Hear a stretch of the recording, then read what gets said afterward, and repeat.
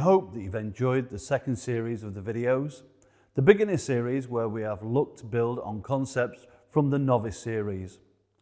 At the core of our communication and interaction will always be ourselves, and in the beginner series we've provided some resources for you to use in developing your knowledge of yourself in relation to self, connections to me and to others, and communication.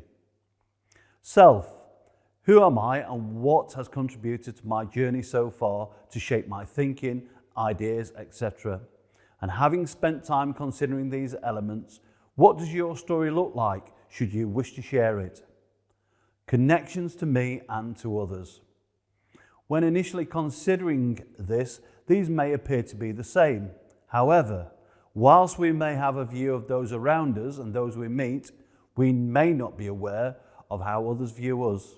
It may also be an opportunity to consider whether a role we may fulfill has an influence on how others view us and our approach to others.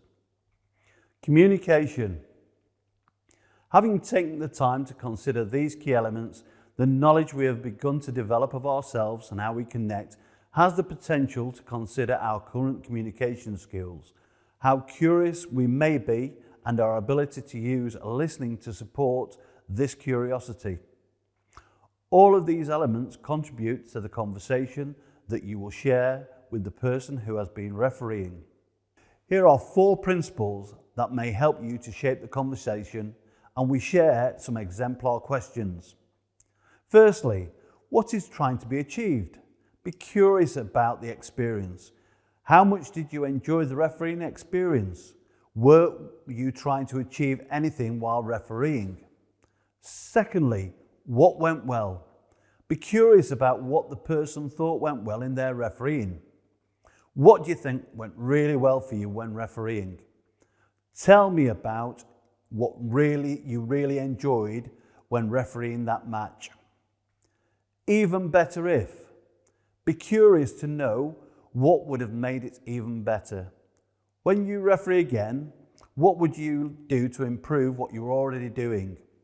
How do you think you can be better next time? What's the plan? Be curious about how to develop key points identified. Have you got a plan to help improve the things you've spoken about? These principles can be used by us to consider how we connected, listened, considered, replied, and used questioning within the conversation. All things which help us to continue to develop knowledge of ourselves, our experiences, and our ability to communicate and use interpersonal skills.